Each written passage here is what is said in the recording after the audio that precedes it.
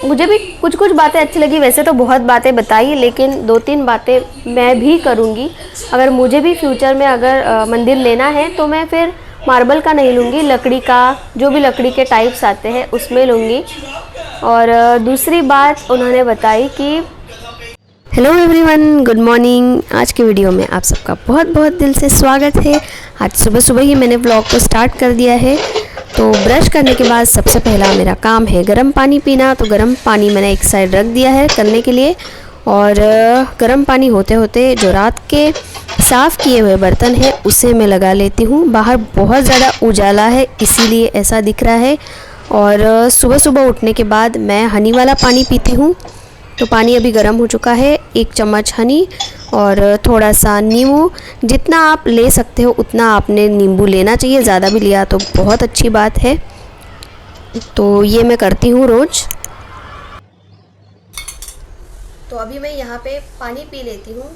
सुबह उठने के बाद जब आप ब्रश करते हो तो उसके तुरंत बाद आपको गर्म पानी पीना है। कम से कम ट्राई कीजिए कि 1-1.5 गिलास पानी तो आप पियो ही। वो आदत लगते लगते 2 गिलास हो जाती है।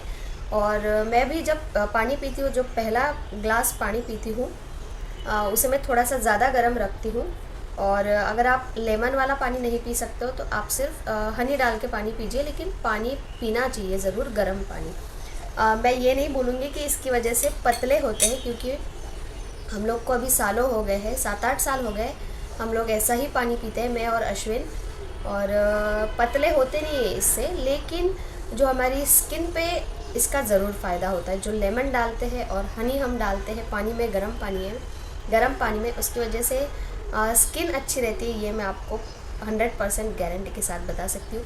पतले होते हैं ये मैं बिल्कुल नहीं बोल सकती हूँ। हाँ, मेंटेन रहते हैं, जैसे है वैसे है, लेकिन पतले इससे बिल्कुल नहीं होते हैं। तो पतला होने के लिए बिल्कुल भी ये पानी नहीं पीना है।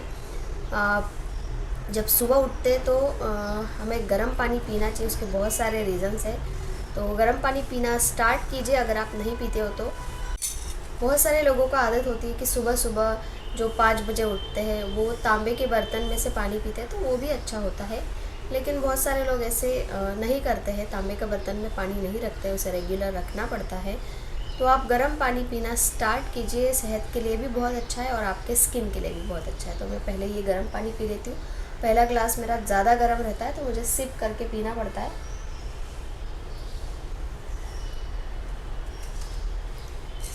अश्विन गए हैं वॉक करने, रियांश सोया हुआ है।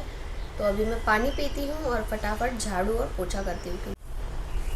और कुछ दिनों से मैं स्किन के लिए कुछ कर रही हूँ, अभी काफ़ी दिन हो गए हैं, तो उसका रिज़ल्ट मुझे अच्छा मिल रहा है। और 1-2 दिन बाद मैं आप लोगों के साथ भी ये शेयर करूँगी। बहुत ही अच्छा है हमारे स्किन के लिए। वो क्या है उसके लिए एक स्पेशल वीडियो बनाऊँगी और ज़रूर आपके साथ शेयर करूँगी। झाड़ू पोछा एकदम सुबह सुबह हुआ तो मुझे बहुत ज़्यादा अच्छा लगता है। घर एकदम फ्रेश लगता है, क्योंकि हाउस हेल्पर यानी कि झाड़ू पोछा वाली अगर आप लगाते हो तो उनके भरोसे अगर घर छोड़ा तो फिर बहुत ज़्यादा लेट हो जाता है। और मुझे नहीं लगता मैं कभी भी ऐसा करूँगी। झाड़ू पोछे के लिए तो कम से कम मैं कभी भी हाउस हेल्पर की हेल्प नहीं लूँगी, वो मुझे खुद से ही करना अच्छा लगता है। तो झाड़ू मेरा हो गया है, तुरंत मैं पोछा लगा देती हूँ। और सुबह सुबह ये काम करने के बाद ऐसे घर एकदम फ्रेश लगने लगता है, तो अच्छा लगता है। तो झाड़ू पोछा मैंने कर लिया है। अभी मैं रियांश को उठाती हूँ, बहुत लेट हो गया है। देखिए रियांश, रियांश सोना, उठ जा बेटा, गुड मॉर्निंग। एग्ज़ाम है रियांश आज। उठ रहा है, वेरी गुड सोना, गुड मॉर्निंग। एग्ज़ाम है आज, पता है ना? तो क्या करना है? अभ्यास करना है, पढ़ाई करनी है। प्रॉमिस कर से, प्रॉमिस किस बात के लिए? हाँ, अरे वाह, कि मैं आज चिल्ला के बात नहीं करूँगी, तू झगड़ा नहीं करेगा, मैं भी झगड़ा नहीं करूँगी। ठीक है? हाँ। सारी बात मानेगा तू मेरी, क्योंकि आज एग्जाम है ना बेटा। ठीक है? Very good. सारी बातें मानता है तू ऐसे भी, और सुबह सुबह प्रॉमिस लेना पड़ता है, नहीं तो याद नहीं रहता है। फिर सुबह सुबह प्रॉमिस लेते हैं ना तो फिर याद रहता है कि हाँ मम्मा से प्रॉमिस किया था कि आज मम्मा से अच्छे से बात करनी है, चिल्ला के बात नहीं करनी है, पढ़ाई करनी है। ठीक है? चल। नाश्ता और पूजा मेरी हो गई है और अभी मैं थोड़ी देर बैठी हूँ और खाना बनाना बस बाकी है। और रियांश का भी फ्रेश हो गया है रियांश, और रियांश फ्रेश होके क्या करता है, नहा धो के टीवी देखता है। बिना नहाए वो टीवी चालू नहीं करता है, जैसे ही नहाता है तो टीवी देखता है। और आज रियांश की क्या है, एग्ज़ाम है ना, और उसके एग्ज़ाम है, लेकिन अभी बजाए 10:30, तो 10:30 से 11:30 मैं उसे टीवी देखने दूंगी, क्योंकि अगर बिना टीवी देखे उसे पढ़ाई करने के लिए बोलूँगी तो उसका बिल्कुल भी मन नहीं लगता है। आजकल बच्चों को टीवी का इतना ज़्यादा क्रेज़ है, टीवी हो चाहे टैब, मोबाइल, जो भी मिलता है तो मैक्सिमम टाइम वो टीवी ही देखता है। अभी उसे मोबाइल और टैब बिल्कुल भी नहीं मिलता है, तो मैंने उसे 1 घंटा दिया है ताकि उसको ऐसा नहीं लगे। वरना अगर मैं पहले से ही उसे पढ़ाई दे दूँगी तो वो पढ़ाई में उसका ध्यान बिल्कुल नहीं रहेगा। वो टाइम देखेगा कि कब मेरी पढ़ाई होती है और कब मैं टीवी देखता हूँ। इससे अच्छा तब तक 1 घंटे में मेरे काम भी हो जाएंगे, जो खाना बनाना है वो, और उसका टीवी देखना भी हो जाएगा। 1-1.5 घंटा देखता है वो, फिर उसके बाद दिन भर नहीं देखेगा। रात को थोड़ा सा देखा तो देख सकता है, बट अभी मेरा कहना वही है कि उनका अगर ध्यान टीवी में या जो भी वो चीज़ करते हैं, जैसे खेलने जा रहे हैं बाहर, तो थोड़ी देर 1-1.5 घंटा उनको दे दो, मतलब उनका ध्यान उधर जाएगा नहीं फिर, और फिर उनको पढ़ाई करने को दो। तो अभी रियांश भी है ना बेटा, पढ़ाई करना है ना, इधर तो देख। तो अभी टीवी देखेगा, फिर बाद में पढ़ाई करेगा। तब तक मैं भी काम कर लेती हूँ। खाना ही बचा है, बाकी ब्रेकफास्ट और पूजा मेरी हो गई है। और एक बात मुझे आपको बतानी है, तो मैं कल श्री स्वामी समर्थ के मंदिर गई थी। कल गुरुवार था, तो दूसरी बार मैं गई हूँ। तो फर्स्ट टाइम मैं गई थी तो मैंने आप लोगों के साथ वीडियो शेयर किया था। तो कल भी मैं गई थी, तो कल मुझे कुछ बातें पता चली। जो हमारा घर का जो मंदिर होता है या देवघर होता है, तो उसके बारे में उन्होंने कुछ बातें बताई। तो सबसे पहली बात उन्होंने बताई कि जो भगवान का घर होता है, देवघर होता है, मंदिर होता है, जो भी आप उसे बोलते हो, तो वो बहुत ज़्यादा हैवी नहीं होना चाहिए। यानी कि वो मार्बल का अगर नहीं लेते हो तो बहुत ज़्यादा अच्छी बात है, लेकिन अगर जिनके पास है तो वो लोग ऐसा कुछ नहीं है। मुझे लगता है कि अभी जिनके पास है उन्होंने ऐसे चेंज नहीं करना चाहिए, बट उन्होंने बोला कि वो देवघर जो है वो कभी भी भारी मत लेना, यानी कि मार्बल का देवघर कभी मत लेना। तो अगर फ्यूचर में अगर आपको लेना भी है, ये सबसे ख़राब काम हो जाता है। थोड़ी देर बैठ गई, तो मुझे लगता है कि अगर आप सोच रहे हो लेना का, तो आप भी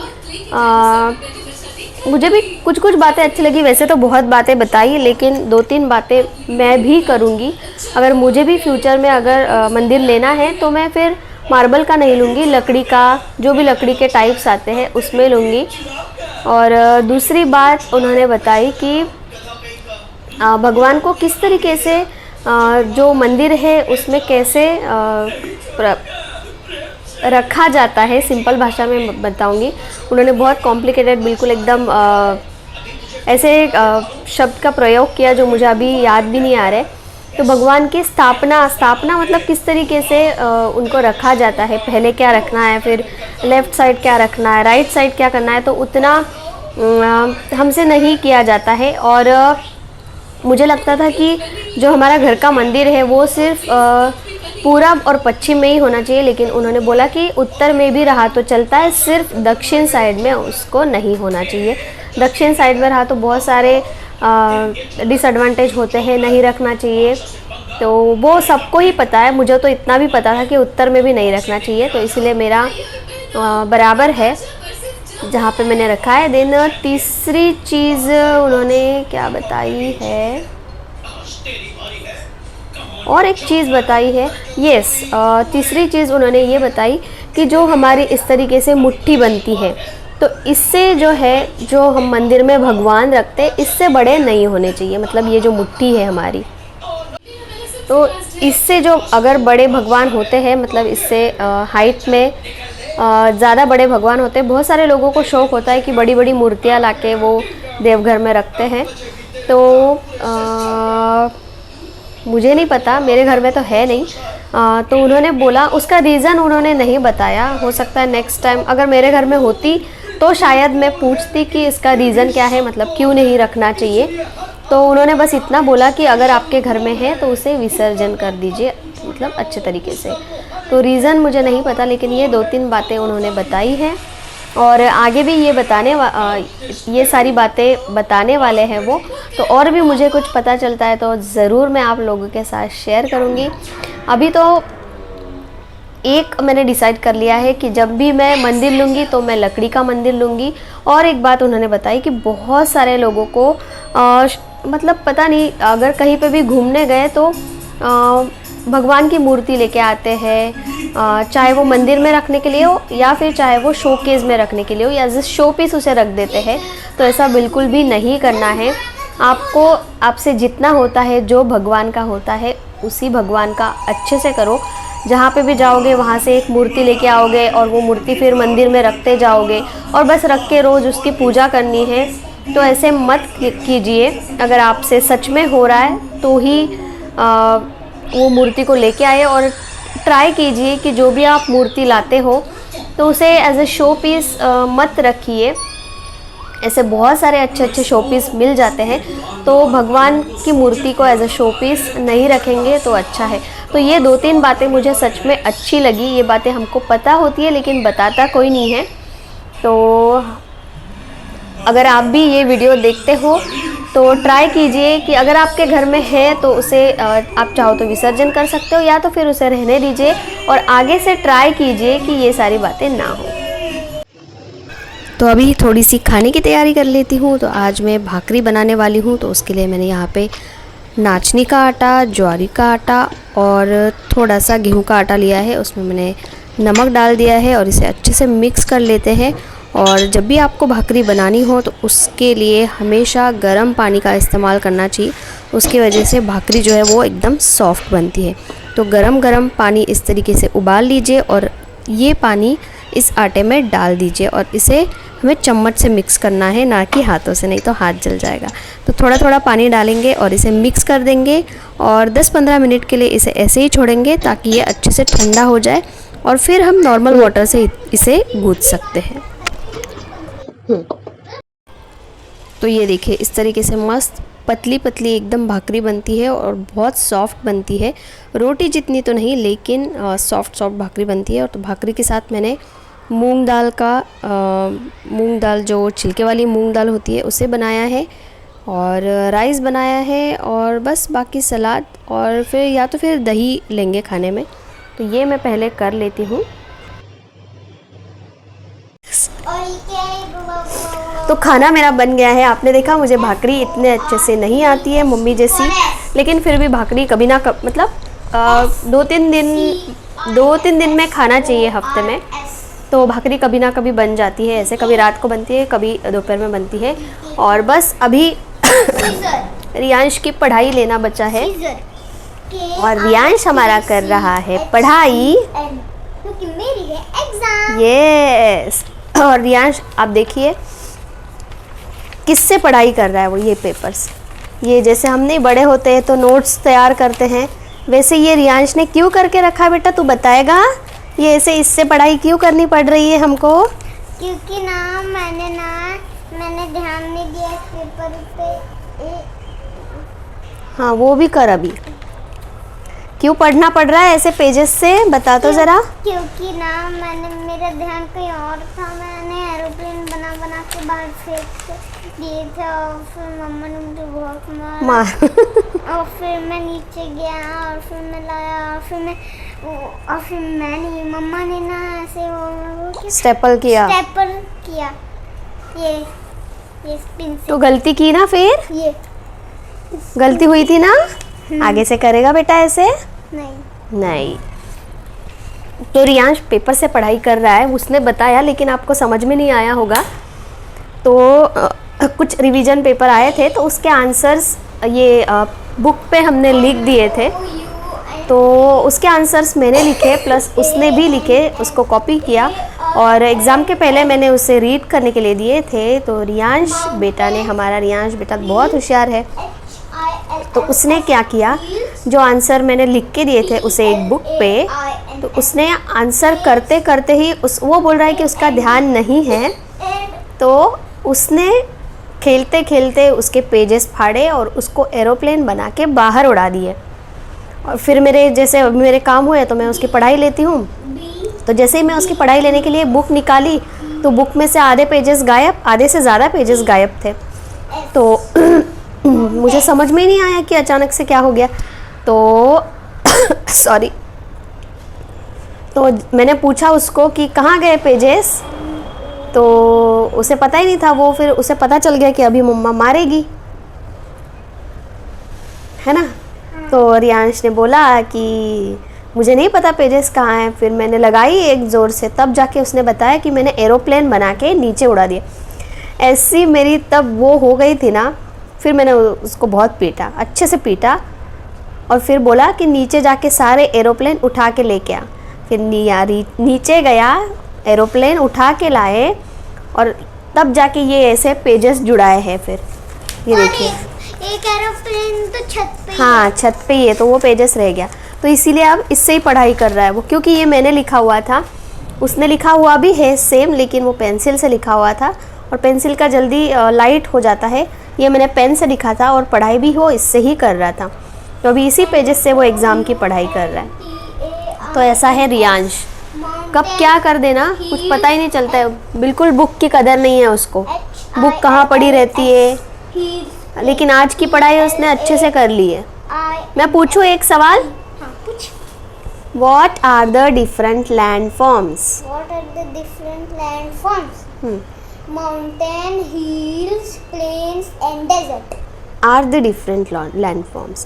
पूरा बेटा पूरा आंसर लिखना पड़ेगा। पूरा मतलब are the different landforms, ये भी लिखना पड़ेगा उसके साथ। तो आज रियांश की है EVS की एग्ज़ाम।